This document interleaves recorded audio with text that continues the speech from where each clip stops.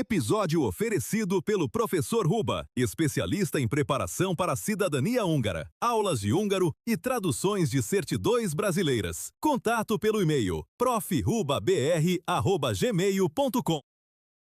Bem-vindos. Hoje nós temos em mãos um tema que parece roteiro de cinema, mas é pura realidade histórica, científica e literária. Com certeza. E para quem acompanha de perto o mundo das artes, o dia 9 de outubro de 2025 trouxe um anúncio daqueles que fazem o mundo todo parar para prestar atenção. A Academia Sueca revelou que o escritor Laszlo Krasznahorkai é o mais novo vencedor do Prêmio Nobel de Literatura. E essa notícia por si só já seria incrível, mas ela acende um holofote sobre um mistério muito maior. Um mistério que desafia a própria estatística, sabe? Essa vitória do Krasznahorkai, que consagra uma obra muito densa e visionária, serviu como catalisador perfeito para a nossa exploração de hoje. Exatamente. Porque quando a gente começa a puxar o fio dessa história e olha para a lista histórica do Nobel, um padrão assim colossal emerge. O nosso objetivo hoje é mergulhar no legado impressionante daquilo que podemos chamar de gênios húngaros. Pois é.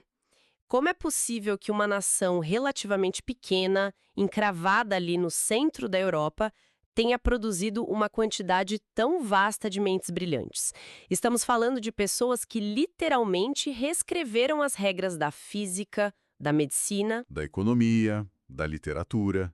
É uma densidade de prêmios que nos obriga a perguntar o que há na água, ou melhor, na história daquela região. E para entendermos esse fenômeno, quem nos ouve precisa ter em mente que a própria identidade húngara é um quebra-cabeça bem complexo.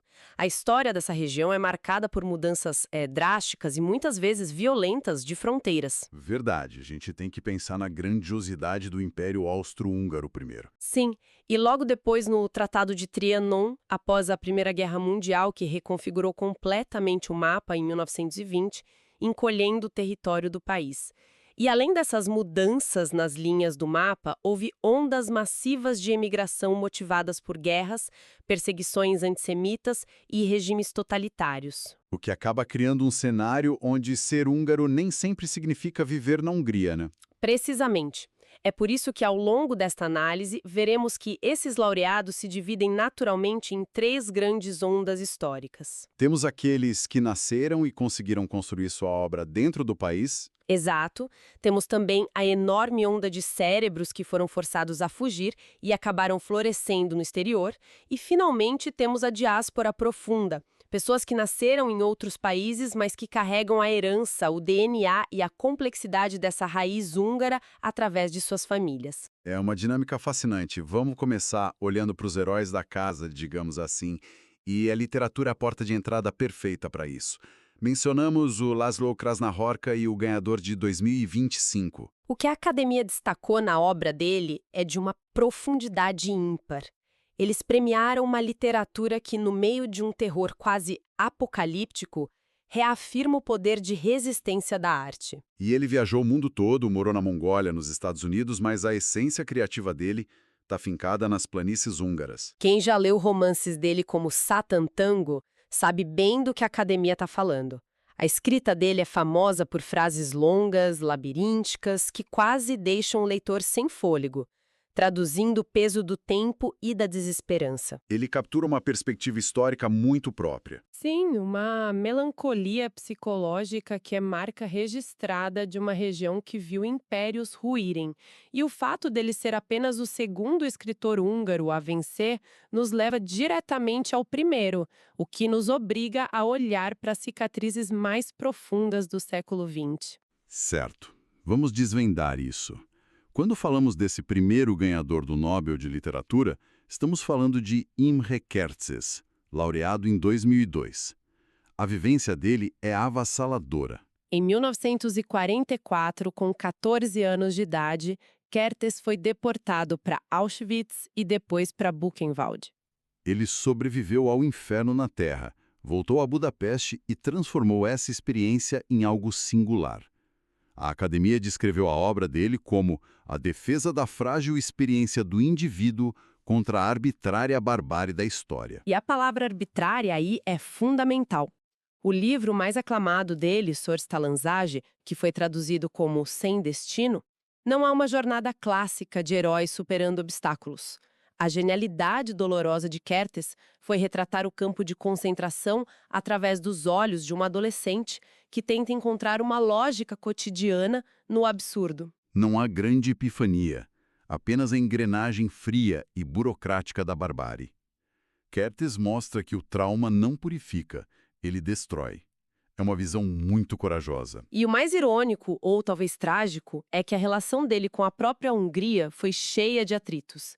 Ele encontrou muito mais eco inicial para sua obra na Alemanha do que no seu país natal. Sem dúvida. Kertész viveu muito tempo em Berlim.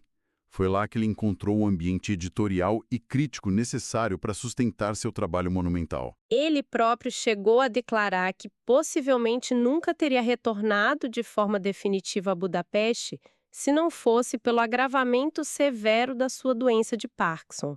A necessidade de cuidados específicos o fez voltar em 2012.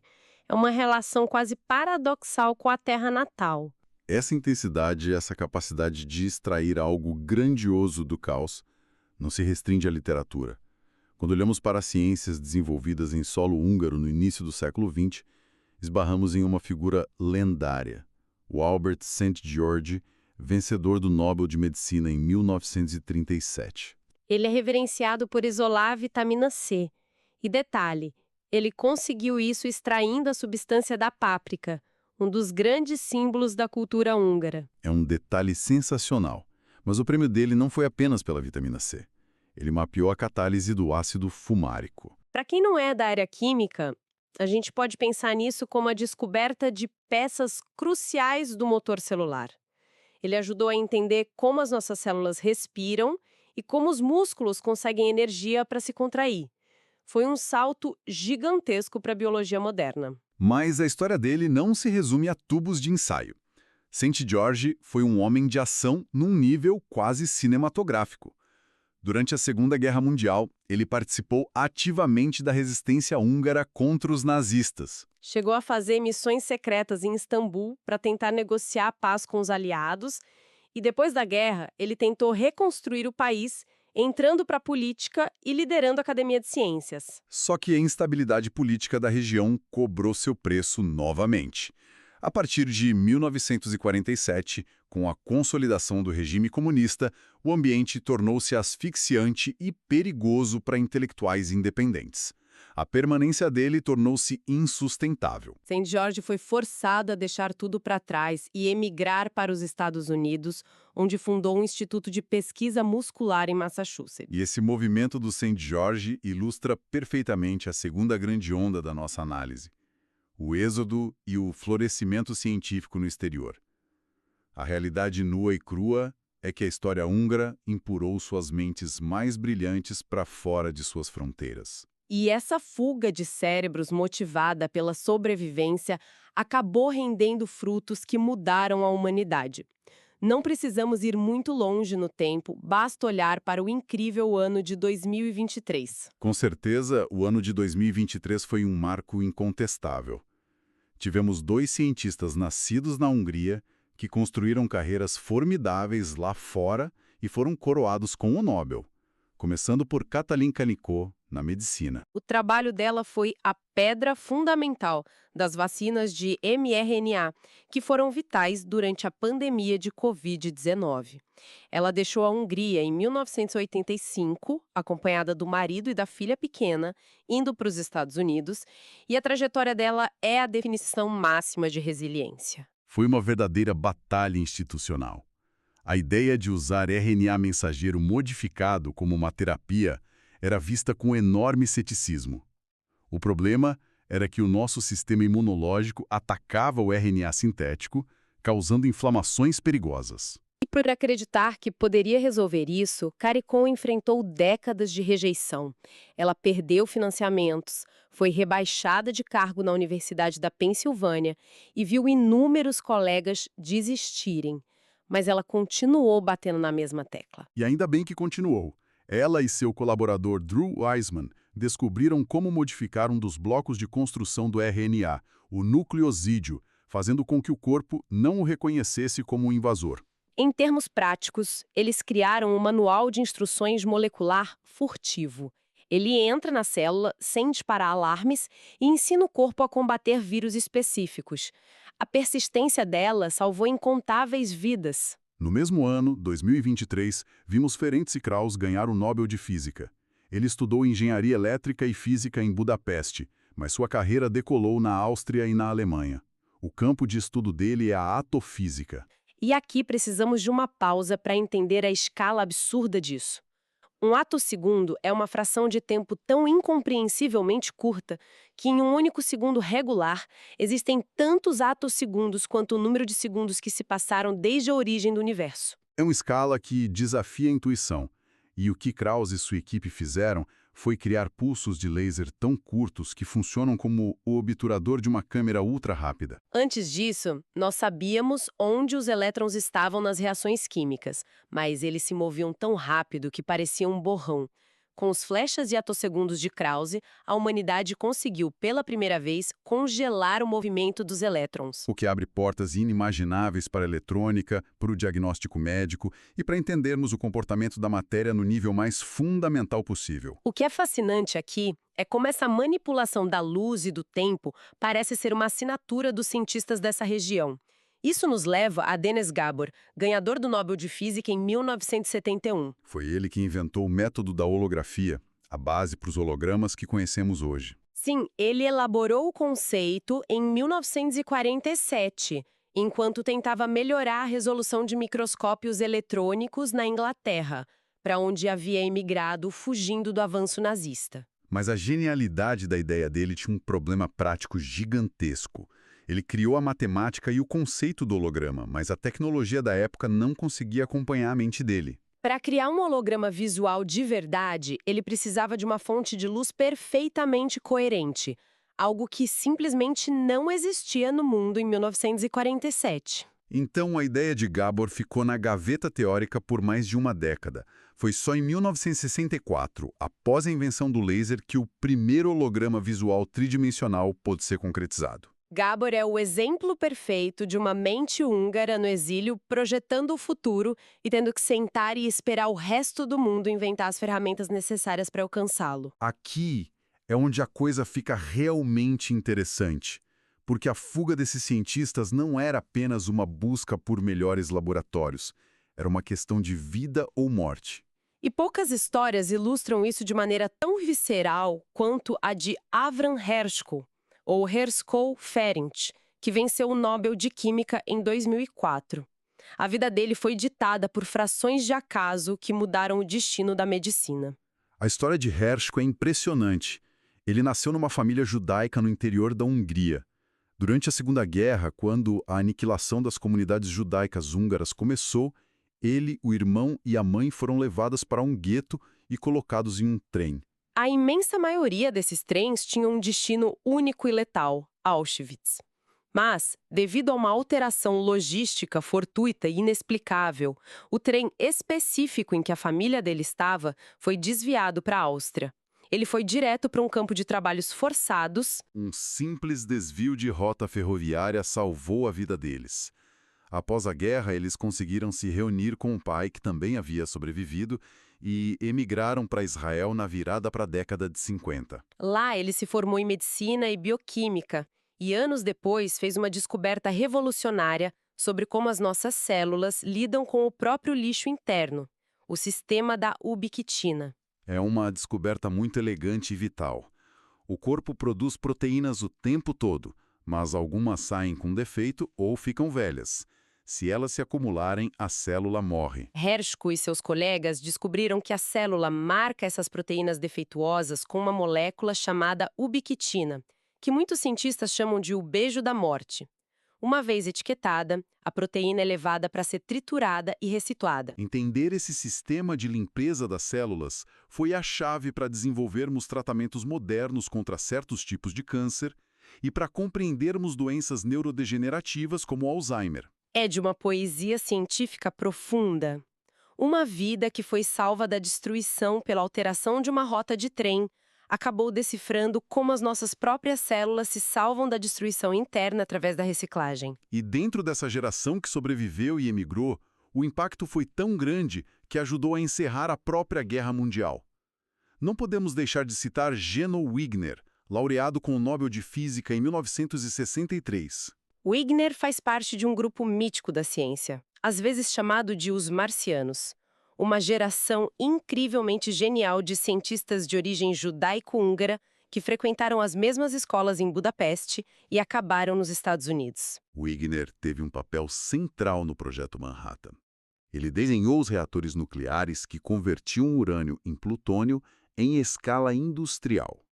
Mas o seu Nobel veio pelas suas contribuições fundamentais à teoria do núcleo atômico, introduzindo princípios de simetria que são os pilares da física quântica hoje. O impacto direto dessa geração que saiu da Hungria é incalculável. Mas o eco dessa nação não parou nos imigrantes de primeira geração. Isso nos leva à terceira dimensão do nosso mergulho, a diáspora profunda. Aquelas mentes brilhantes que, mesmo nascendo sob outras bandeiras e às vezes nem falando o idioma, carregam a herança húngara por meio de suas famílias. E os nomes dessa diáspora moldaram o século XX de forma indelével. Podemos pensar no impacto de Elie Wiesel, vencedor do Prêmio Nobel da Paz em 1986. Ele nasceu em Máramarossziget, numa região que historicamente fez parte do Reino da Hungria, mas que hoje fica na Romênia. Seus pais eram húngaros. Assim como Kertész, Wiesel foi tragado pela máquina do Holocausto e sobreviveu a Buchenwald. Mas, diferentemente de Kertész, que processou o trauma na chave da literatura intimista e nihilista, Wiesel transformou sua dor em ativismo global implacável. Sua mensagem de memória, perdão e luta pela dignidade humana nasceu das cinzas dessa mesma herança geográfica turbulenta, e o espectro de influência alcança todas as áreas imagináveis, até mesmo na economia. Exato. Temos o gigante Milton Friedman, Nobel em 1976. Ele nasceu no Brooklyn, em Nova York, mas seus pais eram imigrantes judeus vindos de uma região da Hungria que hoje pertence à Ucrânia. A visão econômica dele sobre consumo, estabilização e política monetária dominou o pensamento ocidental por décadas, e essa raiz intelectual vem de uma família que fugiu da mesma instabilidade europeia. Isso levanta uma questão importante sobre a própria natureza da identidade nacional. Quando falamos de herança, não estamos falando de um bloco de pensamento único. E os registros históricos nos oferecem um contraste muito agudo e desconfortável com o caso de Philipp Lenard, ganhador do Nobel de Física em 1905. O contraste com Lenard é brutal. Ele nasceu em Possone, uma cidade que na época pertencia ao Império Austro-Húngaro e que hoje é Bratislava, na Eslováquia. Ele estudou parte da sua vida na Hungria e a própria Academia Húngara de Ciências chegou a tê-lo como membro. Ele ganhou o Nobel pelo seu brilhante trabalho experimental com raios catódicos, que abriu o caminho para a descoberta do elétron e dos raios X. Mas a relação dele com a sua origem tomou um rumo radicalmente diferente. Os registros mostram que Lenard não apenas rejeitou qualquer identidade húngara, mas adotou a cidadania alemã com um fervor nacionalista. Conforme ele envelheceu, sua postura política alinhou-se a ideologias extremas. De acordo com as fontes, ele apoiou ativamente o nazismo, tornou-se um antissemita declarado e um apoiador pessoal de Adolf Hitler. Ele chegou a fazer campanhas ativas contra o que ele chamava de física judaica, mirando diretamente no trabalho de Albert Einstein e na teoria da relatividade. Relatamos isso aqui de forma estritamente factual, mas é um ponto que expõe uma realidade inegável. A mesma geografia, o mesmo caldeirão cultural do Império Austro-Húngaro foi capaz de produzir trajetórias diametralmente opostas. De um lado, sobreviventes lutando pela dignidade humana e decifrando os blocos de construção do universo para curar doenças. Do outro, uma figura que se alinhou ativamente com a máquina política que perseguiu tantos dos seus conterrâneos. A identidade é uma construção complexa. E multifacetada, sem dúvida. Então, o que tudo isso significa? Quando juntamos todas as peças dessa nossa jornada de hoje, os escritores que traduziram em palavras a falência e a resistência do espírito humano, Os químicos e médicos que salvaram vidas através da persistência pura. E os físicos que enxergaram o tempo e a luz de maneiras que a tecnologia demorou a alcançar. A imagem que se forma é assombrosa. Se conectarmos isso com um panorama geral, a grande lição que fica é sobre a dívida incalculável que a humanidade tem com essas mentes. Pense no mundo em que vivemos hoje. As vacinas de mRNA que protegeram nossa sociedade carregam a resiliência de Carico, forjada contra inúmeras barreiras institucionais. Os hologramas em nossos cartões de crédito vieram da mente exilada de Gabor. O modo como compreendemos e não apagamos os traumas indescritíveis do Holocausto deve muito às penas de Kertész e Visa. E as fronteiras da eletrônica de amanhã dependerão da capacidade de Krauss de enxergar o invisível em atos segundos. A modernidade, em seus aspectos biológicos, tecnológicos e filosóficos, foi intensamente esculpida pelo legado húngaro. É uma constatação que nos deixa maravilhados, mas que também nos convida a pensar de forma crítica. E é por isso que deixamos aqui um pensamento provocativo para toda a nossa audiência que acompanhou esta análise. Ao observarmos essa sequência histórica, deparamos-nos com uma região que sofreu reconfigurações territoriais brutais, guerras devastadoras e uma instabilidade crônica que forçou milhares à fuga.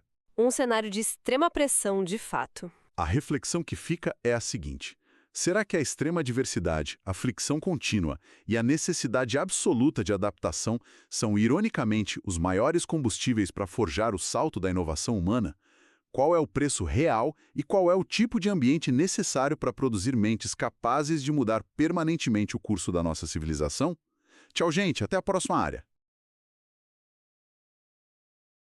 Gostou do episódio? Então já deixa o seu like, se inscreve no canal e ativa o sininho para acompanhar todos os próximos conteúdos. Até o próximo episódio!